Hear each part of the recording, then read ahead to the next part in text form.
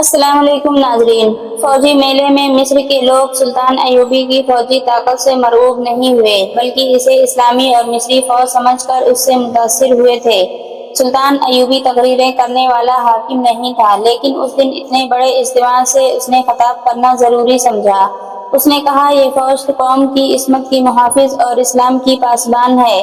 اس نے صلیبیوں کے عزائم تفصیل سے بیان کیے اور مصریوں کو بتایا کہ عرب میں مسلمان امراء اور حاکموں کی تعیش پرستی کی وجہ سے صلیبیوں نے وہاں مسلمانوں کا جینا حرام کر رکھا ہے۔ وہ قافلوں کو لوٹ لیتے ہیں، مسلمان لڑکیوں کو اغوا کر کے بے آبرو کرتے پھر انہیں بیچ ڈالتے ہیں۔ سلطان ایوبی نے لوگوں کو قومی جذبے سے آگاہ کر کے انہیں کہا کہ وہ فوج میں بھرتی ہو کر اپنی بیٹیوں کی عصمت اور اسلام کی عظمت کی پاسبانی کریں۔ سلطان کی تقریر میں جوش تھا اور ایسا تاثر تھا کہ تماشائیوں کے دلوں میں ہلچل مچ گئی اور اسی روز جوان آدمی فوج میں بھرتی ہونے لگے۔ 10 روز تک بھرتی ہونے والوں کی تعداد 6000 ہو گئی۔ ان میں کم و بیش 1500 جوان اپنے اونٹ ساتھ لائے تھے اور 1000 کے قریب گھوڑوں اور خچروں سمیت آئے۔ سلطان نے انہیں جانوروں کا معاوضہ فوری طور پر ادا کر دیا اور فوج نے ان کی ٹریننگ شروع کر دی۔ میلے کے 3 ماہ بعد سلطان کی فوج میں 3 جرائم کی رفتار بڑھنے لگی: چوری، جوا بازی اور رات کی غیر حاضری۔ یہ جرائم اس سے پہلے بھی ہوتے تھے لیکن نہ ہونے کے برابر تھے۔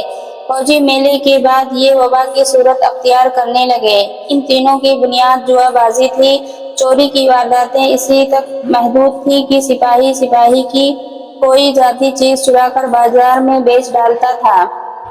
مگر ایک رات فوج کے 3 گھوڑے غائب ہو گئے۔ سواروں اور سپاہیوں کی تعداد پوری تھی، کوئی بھی غیر حاضر نہیں تھا۔ اگر اس نقصان کو نظر انداز کر دیا جاتا تو اگلی بار 10 گھوڑے چوری ہو جاتے۔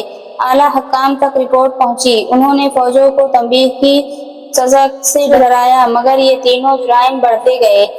ایک رات ایک سپاہی پکڑا گیا۔ وہ کہیں سے کیمپ میں آ رہا تھا۔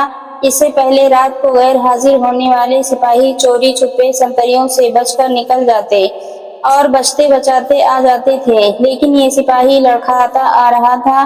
سنتری نے اسے دیکھ لیا اور اسے پکارا۔ سپاہی رک گیا اور گر پڑا۔ سنتری نے دیکھا کہ یہ خون میں نہایا ہوا تھا۔ اسے اٹھا کر اپنے عہدیدار کے پاس لے گیا۔ اس کی مرہم پٹی کی گئی مگر وہ زندہ نہ رہ سکا۔ مرنے سے پہلے اس نے بتایا کہ وہ اپنے ایک ساتھی سپاہی کو قتل کر آیا ہے اور اس کی لاش کیمپ سے نصف کوس دور ایک خیمے میں پڑی ہے۔ اس کے بیان کے مطابق وہاں 3 خیمے تھے۔ وہ لوگ خانہ بدوش تھے۔ ان کے پاس خوبصورت عورتیں تھیں۔ وہ ان عورتوں کی نمائش فوجیوں میں کرتے تھے۔ رات کو سپاہی وہاں تک پہنچ جاتے تھے۔ وہ دوسروں کو بتاتے تو وہ بھی چلے جاتے۔ وہ خانہ بدوش صرف عصمت فروش نہیں تھے، ان کی ہر عورت اپنے ہر فوجی گاہک کو یہ تاثر دیتی تھی کہ وہ اس پر فدا ہے اور اس کے ساتھ شادی کر لے گی۔ بعد میں تحقیقات سے پتہ چلا کہ انہوں نے سپاہیوں میں رقابت پیدا کر دی تھی۔ اسی کا نتیجہ تھا کہ یہ 2 سپاہی خانہ بدوشوں کے خیمے میں لڑ پڑے۔ ایک مارا گیا اور دوسرا زخمی ہو کر آیا اور بیان دے کر مر گیا۔ دوسرے سپاہی کی لاش لانے کے لیے آدمی روانہ کر دیے گئے۔ ان کے ساتھ ایک کماندار بھی تھا۔ مرنے والے سپاہی نے راستہ اور جگہ بتا دی تھی۔ وہاں گئے تو دیکھا کہ سپاہی کی لاش پڑی ہے، خیمے نہیں ہیں۔ وہاں کے نشان بتا رہے تھے کہ یہاں سے خیمے اکھاڑے گئے ہیں۔ رات کے وقت ان کی تلاش ممکن نہیں تھی۔ سپاہی کی لاش اٹھا لائے۔ اس حادثے کی رپورٹ سلطان ایوبی کو دی گئی اور یہ بھی بتایا گیا کہ فوج میں جرائم بڑھ گئے ہیں اور 3 گھوڑے بھی چوری ہو چکے ہیں۔ سلطان نے علی بن سفیان کو بلا کر کہا کہ وہ سپاہیوں کے بھیس میں اپنے سوداگر ساں فوج میں شامل کر کے معلوم کرے کہ یہ جرائم کیوں بڑھ گئے ہیں۔ سلطان نے اس سلسلے میں البرق کو بھی حکم دیا۔ اس کیوں کا جواب شہر کے اندر موجود تھا، جہاں تک علی بن سفیان کے سوداگر سانوں کی رسائی محال تھی۔ یہ ایک بہت بڑا قلعہ نما مکان تھا۔ مصریوں کا ایک کنبہ نہیں بلکہ پورا خاندان اس میں رہتا تھا۔ اس مکان اور مکینوں کو شہر میں عزت حاصل تھی کیونکہ یہاں خیرات بہت تقسیم ہوتی تھی۔ ناداروں کو یہاں سے مالی مدد ملتی تھی۔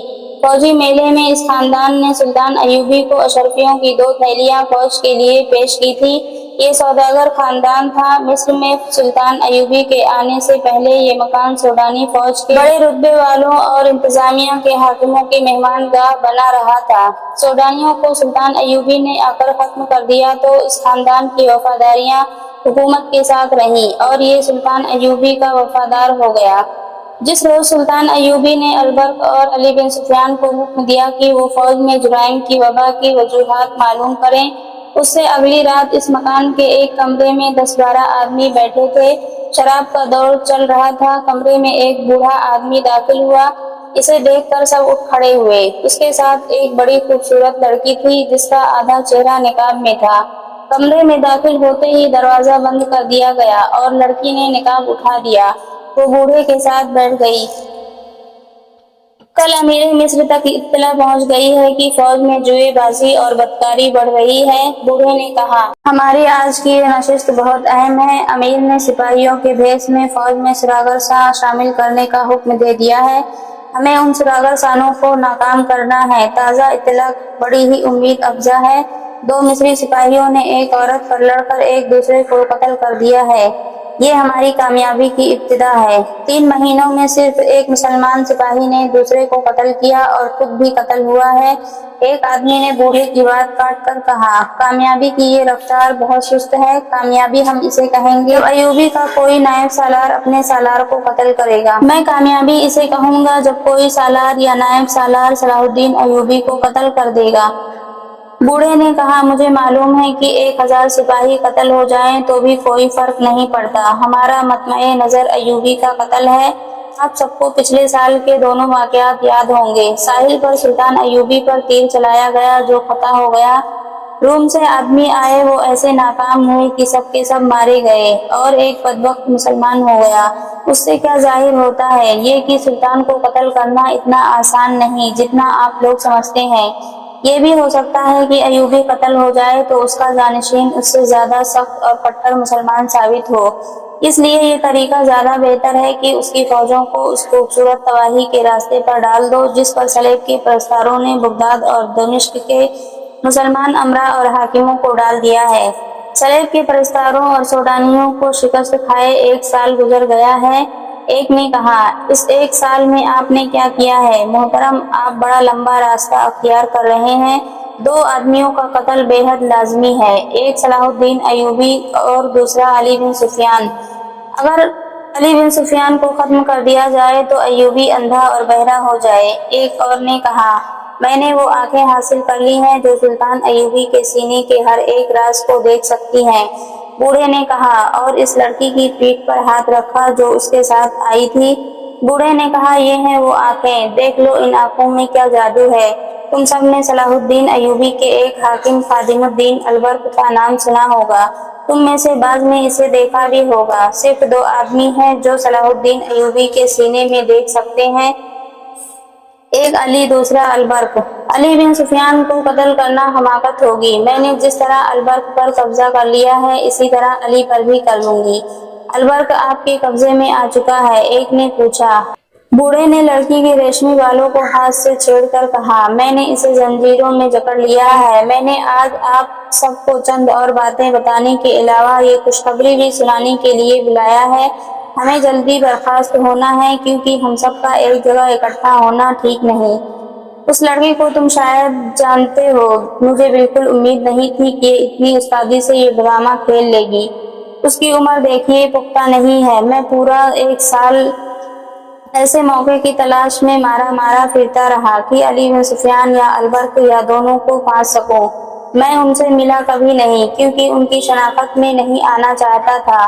फौजी हक्काम को सुल्तान शहरियों से दूर रखता था। आखिर उसने फौजी मेले का ऐलान किया और मुझे पता चल गया कि उसने अपने फौजी कमांडरों, सालारों और अहदेदारों से कहा है कि मेले में वो शहरियों में बैठें और उनसे बातें करें और उन पर अपना रुअब नहीं बल्कि एतमाद पैदा करें। मुझे अली बिन सुफियान कहीं नजर नहीं आया। इस लड़की को मैं साथ ले गया था। अलबर्क नजर आ गया, उसके साथ 2 कुर्सियां खाली थी। मैंने लड़की को उसके साथ बिठा दिया। इसे मैं 8 महीनों से उस्तादी तरीके सिखा रहा था। मुझे अपना बूढ़ा खाविंद और अपने आप को खरीदी हुई मजलूम लड़की बताकर उसने अलबर्क जैसे मोमिन को अपनी खूबसूरती में गिरफ्तार कर लिया। ملاقات کا وقت اور جگہ طے کر لی۔ میں نے اسے بتایا کہ اسے کھنڈر میں کیا ناٹک کھیلنا ہے۔ لڑکی کھنڈر میں چلی گئی۔ میں 4 آدمیوں کے ساتھ وہاں موجود تھا۔ 2 آدمی اس وقت یہاں موجود ہیں، 2 کو آپ سب نہیں جانتے، وہ ہمارے گروہ کے آدمی ہیں۔ اس نے البرق پر ثابت کر دیا کہ یہ اس کی خاطر جان دے دے گی۔ ہمارے چاروں ساتھیوں نے البرق پر اور اس پر تلواروں سے حملے کیے۔ اس نے برچھی کے وار کیے۔ یہ ناٹک اس قدر حقیقی معلوم ہوتا تھا کہ البرق کو شک تک نہ ہوا کہ کمبخت کے دماغ میں یہ بھی نہ آئے کہ تلواروں کے اور برچھی کے اتنے وار ہوئے مگر کوئی زخمی تک نہ ہوا۔ میں نے یہ کہہ کر کھیل ختم کیا کہ یہ لڑکی اتنی بہادر ہے کہ کسی بہادر کے پاس ہی اچھی لگتی ہے۔ میں نے اسے خوشی کا اظہار کرتے ہوئے البرق کے حوالے کر دیا۔ میں نے اسے اپنا نام آصفہ بتا رکھا ہے۔ لڑکی نے کہا، میں حیران ہوں کہ اتنی پختہ عمر کا حاکم اتنی آسانی سے میرے جال میں پھنس گیا ہے۔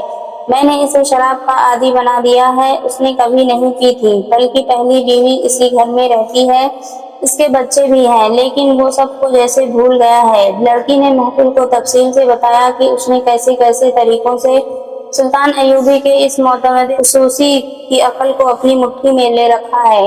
ان 3 مہینوں میں یہ لڑکی مجھے صلاح الدین ایوبی کے کئی قیمتی راز دے چکی ہے۔ بوڑھے نے کہا، سلطان ایوبی بہت زیادہ فوج تیار کر رہا ہے۔ اس میں سے وہ آدھی مصر میں رکھے گا اور باقی نصف کو اپنی کمان میں عیسائی بادشاہوں کے خلاف لڑانے کے لیے لے جائے گا۔ اس کی نظر یروشلم پر ہے، لیکن البرق سے اس جو راز لیے ہیں وہ یہ ہیں کہ سلطان سب سے پہلے اپنے مسلمان حکمرانوں اور قلعہ داروں کو متحد کرے گا۔ ان کے اتحاد کو صلیب کے پرستاروں نے بالکل اسی طرح بکھیر دیا ہے جس طریقے سے ہم نے البرق کو اپنے قبضے میں لیا ہے۔ تو کیا یہ ہم سمجھیں گے کہ البرق اب ہمارے گروہ کا فرد ہے؟ ایک آدمی نے پوچھا۔ نہیں، بوڑھے نے جواب دیا، وہ سچے دل سے ایوبی کا وفادار ہے۔ وہ اتنا ہی وفادار اس لڑکی کا بھی ہے۔ یہ لڑکی سلطان، قوم اور اسلام کی وفاداری کا اظہار ایسے والہانہ طریقے سے کرتی ہے کہ البرق اسے قوم کی جانباز بیٹی سمجھتا ہے۔ اس لڑکی کے حسن و جوانی اور محبت کے عملی اظہار کا جادو الگ ہے۔ البرق کو ہم اپنے ساتھ نہیں ملا سکتے، ضرورت ہی کیا ہے، وہ پوری طرح ہمارے ہاتھوں میں کھیل رہا ہے۔ سلطان ایوبی اور کیا کرنا چاہتا ہے؟ اس گروہ کے ایک رکن نے پوچھا۔ اس کے ذہن میں سلطنت اسلامیہ ہے، بوڑھے نے کہا۔ وہ صلیب کی سلطنت میں اسلام کا جھنڈا گاڑنے کا منصوبہ بنا چکا ہے۔ ہمارے ان جاسوسوں کو جو سمندر پار سے آئے ہیں ایوبی نے گرفتار اور بیکار کرنے کے لیے علی بن سفیان کی نگرانی میں ایک بہت بڑا گروہ تیار کیا ہے۔ البرق سے حاصل کی ہوئی اطلاعات کے مطابق اس نے جانبازوں کی ایک الگ فوج تیار کی ہے جسے وہ صلیبی ملکوں میں بھیج کر جاسوسی اور تباہی کرائے گا۔ اس فوج کی ٹریننگ شروع ہو چکی ہے۔ صلاح الدین ایوبی کے منصوبے بہت خطرناک ہیں۔ انہی کو عملی جامہ پہنانے کے لیے اس نے فوجی میلے کا ڈھونگ رچایا اور 6-7 ہزار جوان بھرتی کر لیے ہیں۔ لوگ ابھی تک بھرتی ہو رہے ہیں۔ بھرتی ہونے والوں میں سوڈانی بھی ہیں۔ مجھے اوپر سے جو ہدایات ملی ہیں وہ یہ ہے کہ ایوبی کی فوج میں بدکاری کے بیج بونے ہیں۔ اس کا طریقہ یہ ہے کہ ان کے دلوں میں عورت اور جوا داخل کر دو۔ بوڑھے نے بتایا کہ اس نے فوجی میلے کے فوراً بعد اپنے آدمی بھرتی کرا دیے تھے۔ انہوں نے بڑی خوبی سے فوج میں جوا شروع کرا دیا ہے۔ جوا اور عورت ایسی چیز ہیں جو انسان کو چوری اور قتل تک لے جاتی ہیں۔ اس نے دوسرا طریقہ یہ بتایا کہ عصمت فروش عورتوں کو ٹریننگ دے کر فوجی کیمپوں کے ارد گرد چھوڑ دیا گیا ہے جو یہ ظاہر نہیں ہونے دیتی کہ وہ پیشہ ور ہیں۔ انہوں نے سلطان کے فوجیوں کو بدی کے راستے پر ڈالنے کے ساتھ ساتھ ان میں رکاوٹ بھی پیدا کر دی ہے۔ بوڑھے نے کہا، اس کی کامیابی پرسوں سامنے آئی ہے۔ 2 سپاہی ایک عورت کے خیمے میں بیک وقت پہنچ گئے۔ دونوں لڑ پڑے اور ایک دوسرے کو بری طرح زخمی کر دیا۔ ایک تو خیمے میں ہی مر گیا، دوسرے کے متعلق پتہ چلا کہ کیمپ میں جا کر مر گیا ہے۔ یہ رپورٹ سلطان ایوبی تک پہنچ گئی ہے۔ اس نے علی بن سفیان اور البرق کو حکم دیا ہے کہ فوجوں میں اپنے سربراہ بھیج کر معلوم کریں کہ جوا بازی، چوری چکاری اور بدکاری کیوں بڑھتی جا رہی ہے۔ لہٰذا آپ سب ان تمام عورتوں سے جو اسی کام میں مصروف ہیں کہہ دیں کہ کیمپوں کے قریب نہ جائیں۔ اسی مجلس میں یہ بھی بتایا گیا کہ آصفہ، جس کا اصلی نام کچھ اور تھا، 5ویں-6ٹھی رات اس بوڑھے کو اطلاعیں دینے جاتی ہے جو وہ البرق سے حاصل کرتی ہے۔ جس رات اسے باہر نکلنا ہوتا ہے وہ البرق کو شراب میں ایک خاص سفوف گھول کر پلا دیتی ہے۔ اس کے اثر سے صبح تک اس کی آنکھ نہیں کھل سکتی۔ مجلس میں یہ انکشاف بھی ہوا کہ مصر کے شہروں اور قصبوں میں خفیہ قہوہ خانے اور قمار خانے قائم کر دیے گئے ہیں۔ ان کے اثرات امید افزا ہیں۔ تربیت یافتہ عورتیں اچھے گھرانوں کو، نوجوانوں کو بدکاری کے راستے پر ڈالتی جا رہی ہیں۔ اب کوشش یہ کی جائے گی کہ مسلمان لڑکیوں میں بھی بے حیائی کا رجحان پیدا کیا جائے۔ یہ محفل جو جاسوسوں کا ایک خفیہ اجلاس تھا، برخاست ہوئی۔ وہ سب اکٹھے باہر نہ نکلے۔ ایک آدمی باہر جاتا تھا، 10-15 منٹ بعد دوسرا آدمی نکلتا تھا۔ بوڑھا بھی چلا گیا، صرف آستہ اور ایک آدمی رہ گیا۔ آستہ نے نقاب میں چہرہ چھپایا اور اس آدمی کے ساتھ نکل گئی۔